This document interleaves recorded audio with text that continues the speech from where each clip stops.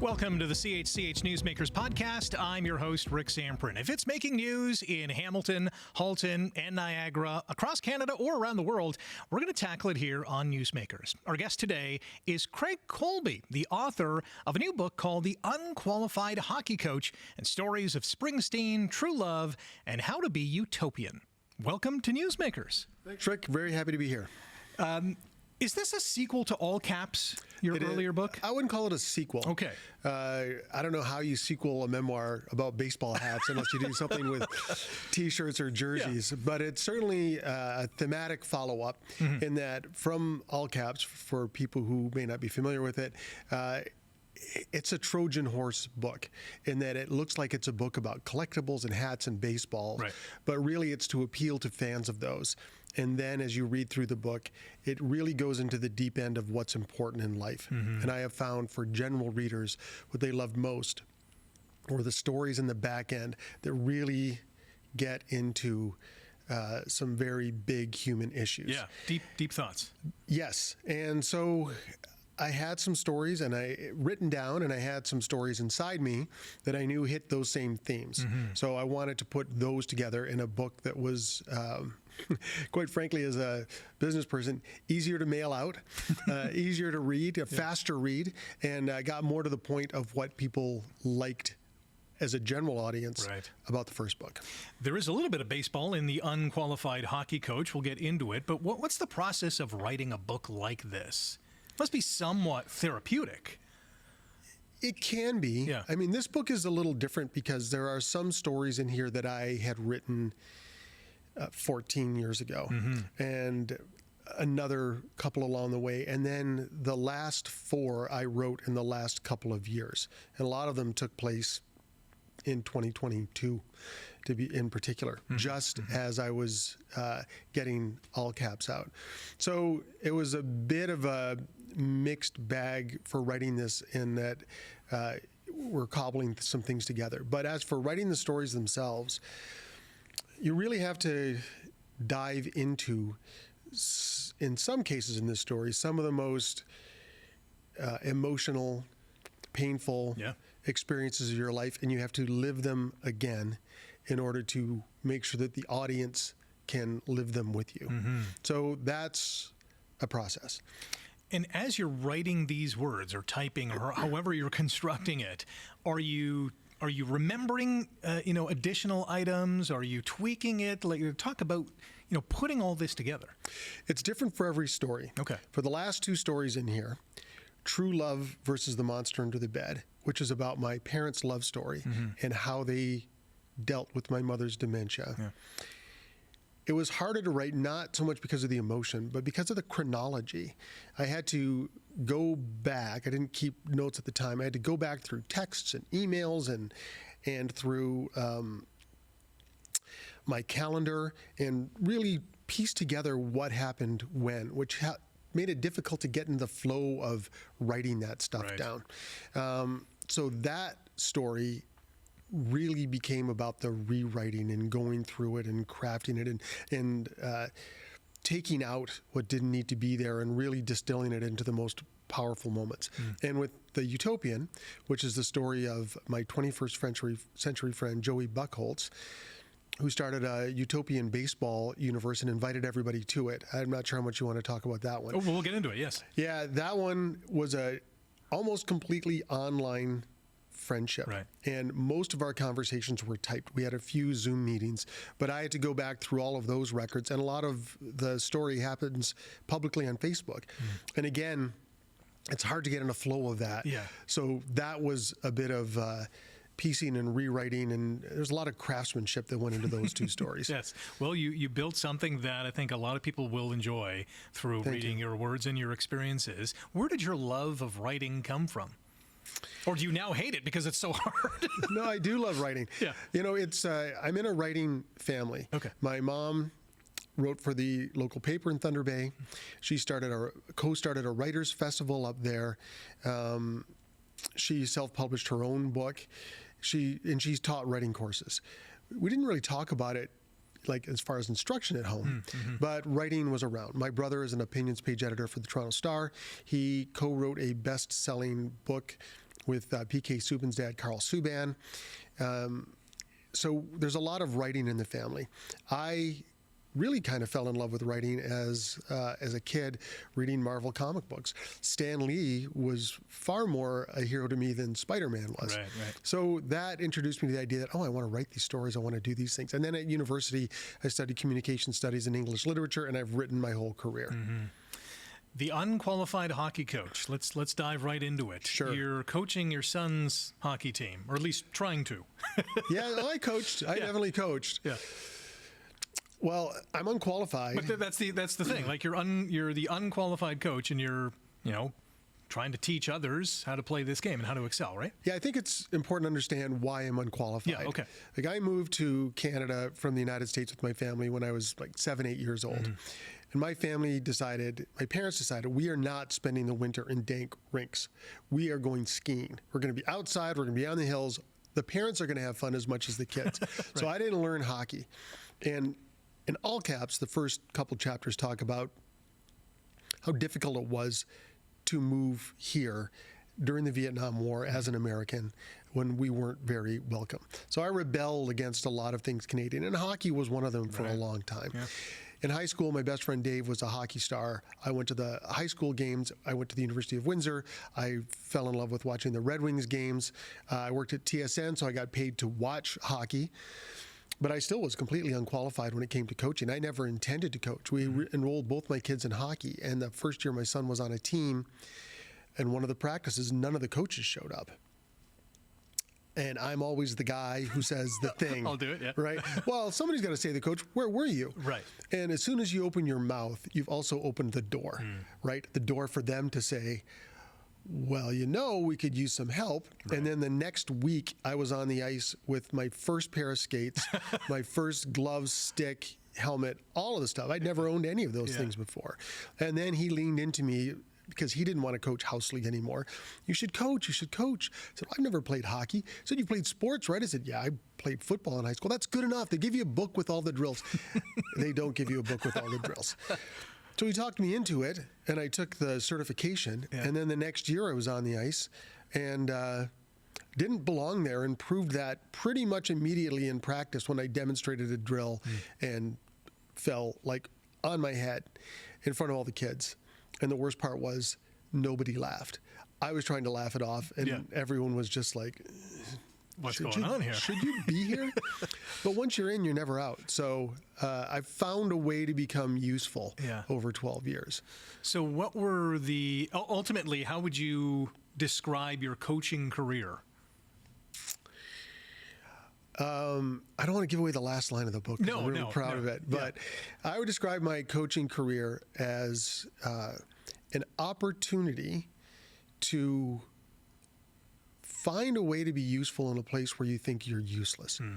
It's looking it's looking for things that need to be done and doing them. So one thing I knew right off the bat is I needed to learn, and I was only going to learn from the other coaches. I looked at enrolling in a skating course and these adult hockey leagues. I just didn't have the time for it with, young kids and a job and doing that too. So I listened to the other coaches.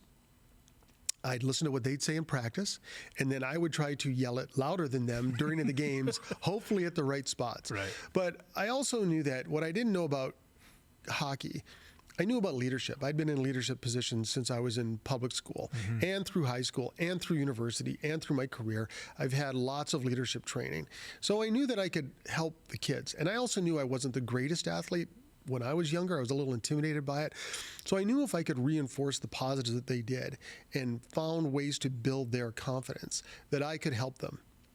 And as a matter of fact, one of the coaches that I volunteered to help, because he only had one other coach and you need a head coach and two to open the doors, and I could open a door. I volunteered to help him, and I'd given him all the caveats. But at one point, he came up to me and said, man, you're really useful.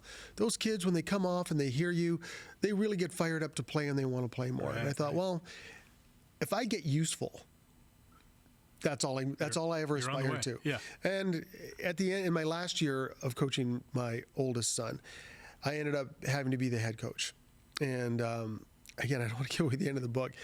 That went pretty well largely because I knew my strengths and limitations with those players. Mm-hmm. What was the feedback you got from your son? Like, what were those car rides home like? They didn't really say much, Right. but I also didn't say too much. Okay. I knew that they didn't really want to be coached much by me. I would be very limited in the guidance I gave them, because I also know if you push them too hard, it's not fun for them. Yeah. And hockey had to be for them what they wanted out of it, not what I wanted for them. So they were fine. You know, at the most I think anyone ever said is, at one point in the last year when I was head coaching my son's team, I pointed out to the team that they played a little selfishly that night. And I pointed out in the locker room, it got really quiet, and somebody said, "Oh, selfishly." And then I left so they could talk about it and me. And I asked my son, what was the reaction? He said, "Well, they made fun of you when you left," which I expected. But they stopped playing that way, which was the point. That's message sent, right? And received. Yeah. What was the biggest lesson that you learned in this capacity as a head coach? The biggest lesson I learned from this, I've learned it in other places, but really from this, is there are great things outside your comfort zone. Like, we all want to be comfortable. I want to be comfortable. But when you step outside, and mostly we're forced to step outside, you can find things about life, you can find things about yourself that you were never going to find on the couch under a comforter, right? Challenging yourself, putting yourself in uncomfortable positions is a way to introduce yourself not only to new things, but a new you. My favorite chapter of this book is 12 Seconds with the Boss, because you paint an amazing picture of the excitement, the anxiety, the thrill of meeting Bruce Springsteen. I am a gigantic Bruce Springsteen fan. You illustrate that very well in the book. Thank you. And I'm very... and there was the opportunity to meet him when his autobiography, Born to Run, came out. You could sign up for a session where you got an autographed book. You could have your picture taken with him. So I didn't really think about it. I signed up. It was at Indigo at Bay and Bloor in Toronto. But almost immediately when I signed up, I wondered, what am I doing here? And it actually goes back to Stan Lee, because at Stan Lee's last appearance in Toronto, I took my sons to see him. They wanted to go. They're big Marvel kids, as I was. Right. So we paid the money to have a picture taken with him. And when you have a picture taken with someone famous, or even with your friends, usually it's comes out of an experience you had with someone. Wow, we're having a great time at the World Series, right? Let's get a picture so we can capture this. Capture the moment, yeah. I had a great conversation. I met somebody I admired, and we talked, and I want to capture this moment. With Stan Lee, they grabbed your bags, they ran you through, they took the picture, they got you out. You couldn't even really exchange words with him. And I remember thinking that when Stan Lee dies, they could put him in state like Stalin, in his khaki pants and his green sweater, and still do the same thing, because you didn't have that experience. I thought it was a false experience, even though the picture's up, and it was a good experience for the boys. When I was going to see Bruce Springsteen, I thought, I have a relationship to this person's work. This person's music means a lot to me. It's helped me in bad times. It's helped me celebrate in good times. It's helped me actually understand myself in life. I know that's a big statement, but it has. But I don't have a relationship with him. So I'm going to run in and take a picture? Like, what am I doing here? I'm taking a vacation day, right? I could be spending that with my family. But I've found, being stranded in teen fiction with all these other Bruce fans, that it was about the connections that come through the music resonate in the people, and the connections become important. There are people I met that day that are friends today. I've exchanged some notes with a couple in the last few days in anticipation of the Bruce Springsteen movie coming out. And again, I'm trying not to give away the ending of these things, but I can tell you, when I met Bruce Springsteen, I calculated it out, it was 2 hours, I think 400 people is 12 seconds each. Somebody's going to do the math, and I may have got it wrong, but at the time it was 12 seconds. And in those 12 seconds, Bruce Springsteen knew what both of us were doing there. And I guess that shouldn't have surprised me, but it did. So that was something that I thought was going to be a flat, disappointing experience, but really opened up the reason not only his music resonates, but the reason he is such a resonant person in so many people's lives and why he has such devotion from people. It's not somebody cranking out an album and mailing it off to their fans. There's something really deeper and more profound going on than that. Yeah, you were hoping that day to capture two moments, or one moment, with him, but the other moment that you captured was being around these other fans who, as you just mentioned, you're still friends with today. Yeah, and one of them, again, I'm teasing the book, and I'm sorry to everyone for this. One fan had an incredible experience. Yes. My friend Alyssa had a jaw-dropping moment that she explained to us after we were done having our picture taken. Yeah, this came like after the fact. Yeah, I said to my new friends, I said, we can't just go home now. Like, we've been received, right? Yes. Now we have to break bread together. Yeah. So we have to commune after being received. So afterwards, Alyssa, one of my new friends, she needed her picture retaken. And when she came back, she told us a story that blew us all away. Yeah, it's spectacular. From that to running a marathon, out of nowhere, this kind of, I guess, yearning to exert yourself physically came about. Can you give us a rundown of why you decided to do this? So this happened in when did that? That was my late 40s. Yeah, I can see the picture there now. Yeah. In the last 800 yards of the marathon. Right. The year before, 2010, my older brother Jim was having his 50th birthday, and he sent to us this website for Tough Mudder. I don't know if you know what Tough Mudders are, but anybody who doesn't, it is a ridiculous obstacle course through mud and fire and cold water. And it was the third one they'd ever done, so nobody had heard of it. Right. It was in November in New Jersey. And one of the obstacles, you had to jump off this platform and swim across a lake. And then they had promises of running through fire, and it was like 10 miles. I'd never run that far before. Yeah. But,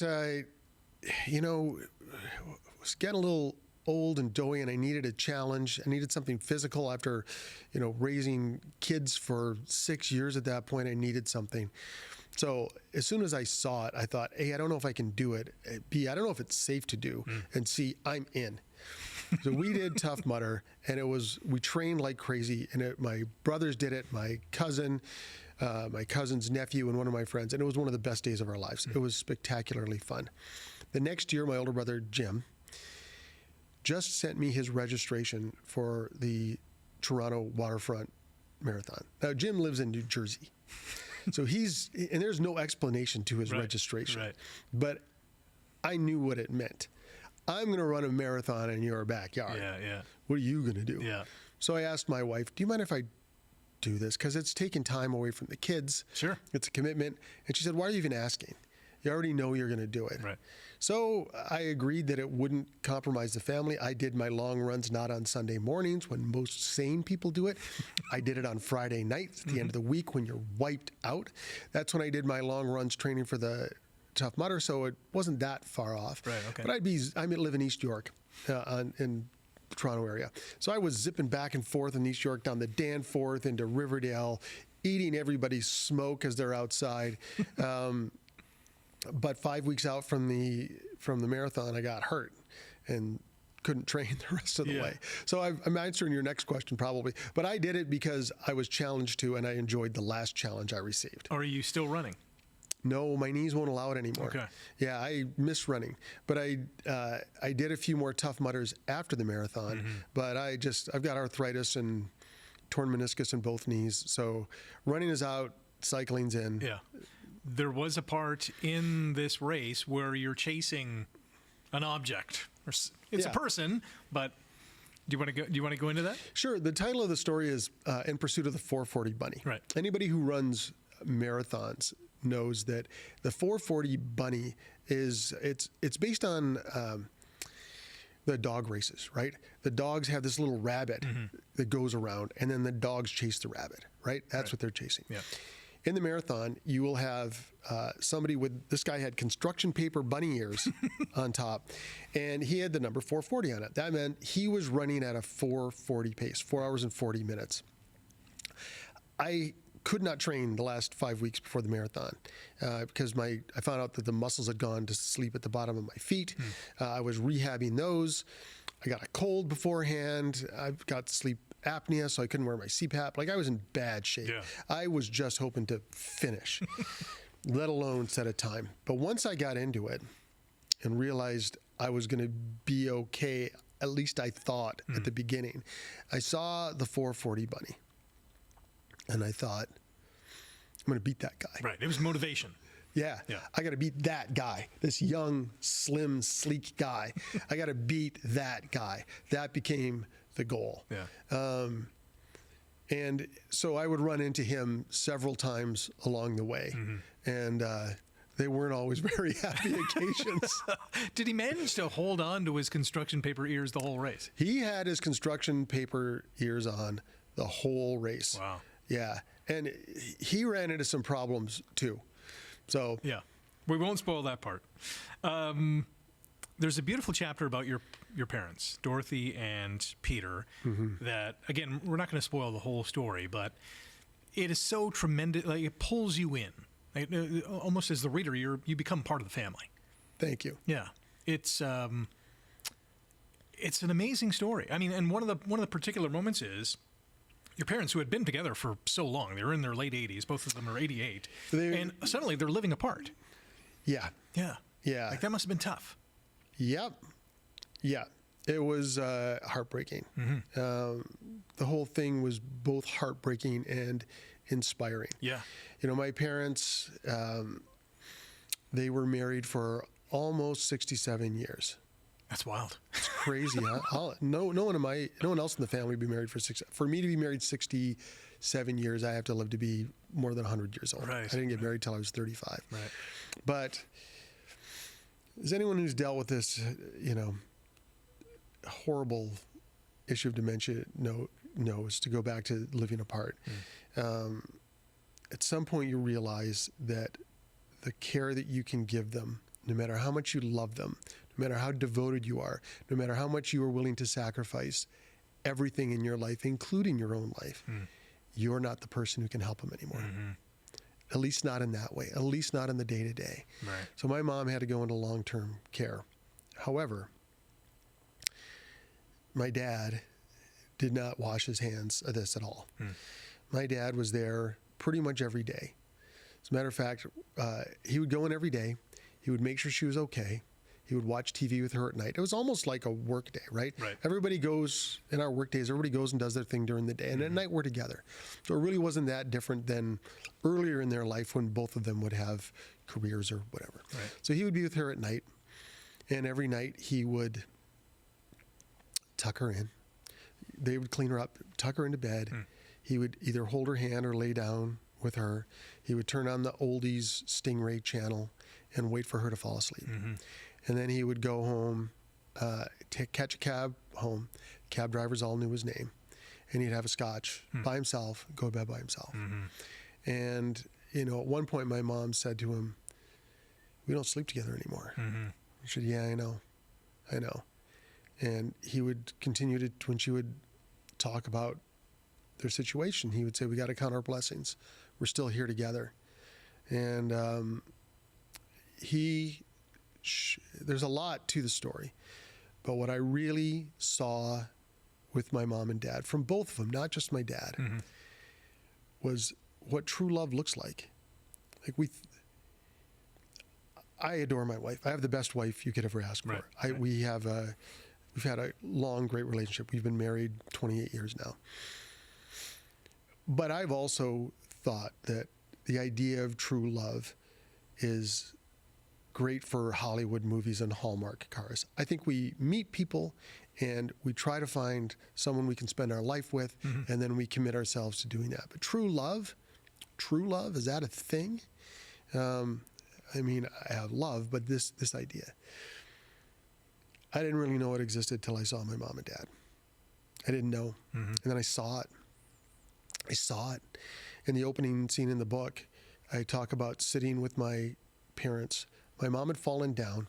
She had knocked her 2 front teeth out, so she had a bridge. And this was before they moved out of their house. And my mom is sitting in her favorite white chair by the bay window. She's asleep. Her jaw is sagging. Her front teeth are out. She's snoring a little bit, right? She's 87, 88 years old. My dad is across the room, drinking his evening scotch, looking at her. The lights have gone down. The only light on is the hallway light illuminating my mom, and my dad's across the room looking at her. And he says to her, "Dorothy, you are my princess. I love you so much." And I knew for him that was as much a promise as a declaration, that he was going to do everything he could to help her through all of this. Right. And in return, the only thing that comforted my mom was my dad. I remember going up to visit her. We thought we'd lost her at one point. Right. And I went up to visit her in Thunder Bay, and I walked through the door in the hospital where she was not doing that well, and she saw me. You know, her son, her child, right? That she hadn't seen. It was a surprise. "Craig, where's Pete?" Right? Even though she was happy to see me, what she needed was my dad. And it's not in the book. I should post them somewhere. There's a picture of my mom and dad in that situation. My mom had lost a lot of weight. She's from like pure Norwegian descent, like always blonde hair, blue eyes, but she's got this white hair. You can see the great features. And my dad is holding her hand, and my mom is looking at dad at each other, and they're exchanging something unspoken, but totally visceral. Right. You know, what I saw there changed the way I relate to my wife. Yeah. It's a pretty spectacular story. So is the utopian baseball universe. Yeah, the utopian. Which I did not expect at the end of this book. I'm thinking, wow, this is quite the chapter as well. Yeah. The utopian baseball universe was started by a guy named Joey Buckholtz. And I did not know Joey from anything. Joey showed up at my inbox in Messenger saying, "Hey, do you want to join the utopian baseball universe?" And the first thing I thought was, "How did you find me?" And he said, "Well, I'm a big Detroit Tiger fan." And I had replied to a comment he had made in a Detroit Tiger fan group. Right. He was not a Detroit Tiger fan. He's had split loyalties between the Mets and the Brewers. But he commented on all these things. And he told me, "Well, this is how I make friends these days." And I didn't really believe it at first, but I liked the idea of it. And as utopian baseball universes, he created this fantasy baseball league, but it was based on recreated games through Xbox and old box scores. And he created a league with 32 teams, the 30 major league teams, and then he added the Expos and a catch-all team, the Durham Bulls. And he populated it with the greatest players from each team's history. Then he would simulate the games. But it wasn't just, and this was, again, started in 2021. It was the busy of the pandemic. I was trying to get my business started. I didn't have a lot of time for real baseball, let alone that. Right. But I liked him. And every night he would be on my computer narrating the games, hosting talk shows. So every night Joey was just there, right? And he was not polished, but lovable and genuine. Right. And throughout being Facebook friends with him, his background started getting populated in different posts. Most of them were milestones. You know, he'd had a heart attack and almost died. He called that his second birthday. So he started celebrating his second birthday. On his second birthday, his father committed suicide. And that naturally hit him for a loop. He started this group as a way to deal with that. But he also had some other problems. Depression ran in his family and ran through him. He was very open about it. He lost his wife. He had a daughter who he adored. You could see the posts with his daughter were beautiful. She would post things like, "What do you care about, Daddy?" And he would say, "Well, I care about my family and baseball." And she'd say, "Don't you care about fashion?" Like all these adorable little things. But when he and his wife split up, his wife had kept him from his daughter for 4 years. He had been homeless. He'd lost his career. His job now was to take care of his mother with dementia. and he had another part-time job. Like, the world tried to break him with everything it could hit him with. Like, it's unbelievable. And still, here was this guy going to the place he loved most, baseball, and inviting everybody else to come be part of it, right? He invited you in, and you just couldn't help but admire him and love the guy. And I asked him to be a beta reader on my first book, All Caps, because he didn't know my story. Okay. And he was the perfect target group for it. So, and he loved to read. And he had written a book about his, the baseball bigamist, about his love for two baseball teams. So he was really into it. And he was so supportive of the book. He would send me notes throughout about things that he laughed at. There was a suicide story in my book, and he said he reached out to me with his father's story. At that point, I said, do you think my suicide story belongs in this book? Because it looks like a happy baseball friend book. Right. Until then he said, yes, absolutely it did. So Joey drew all of us to him and inspired all of us. And I don't want to give too much of the way for the rest of that story, but what followed was a remarkable story of inspiration of what one person could do that ends in the World Series. If you're looking for a good World Series story that has, I think it's the best World Series story that has nothing to do with what happens on the field, you got to check out this story about Joey Buchholz. And you can find the Utopian Baseball Universe online. And if you want to spoil the ending a little bit, you can find some other sites. That'll lead you to some other sites that are attached to Joey. Right. But it's, to me, really one of the most inspiring stories about how you can take the pain and suffering in your life and create a place to hold the beauty and love you want to exist and invite other people into it. It is also a remarkable story about, finding this stranger who becomes such an awesome part of your life. I wouldn't have believed it. Yeah. I really wouldn't have believed it. But after knowing him a year, I considered him a good friend. I considered him a good friend. I will say enough to say that at one point he posted on, he interviewed me about my book at the All-Star game, right?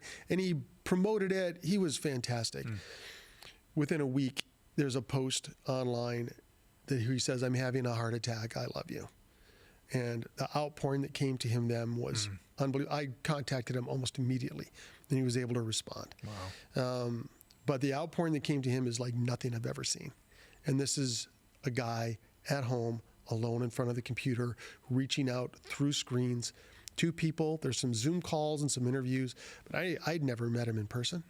I don't think he'd met most of the people in person. One person that I'm now friends with because of this group knew him for like a few months, and now he's dedicated to the idea of Joey Buchholz. I think the reason that's the last story in the book is I think everyone can walk away from his story about grief, about pain, about suffering, and have a real blueprint for how you can make your world a better place for you, and not just you, but for people you don't even know yet. It's a real story of empowerment, especially in a time right now when there is so much suffering and what seems like hopelessness.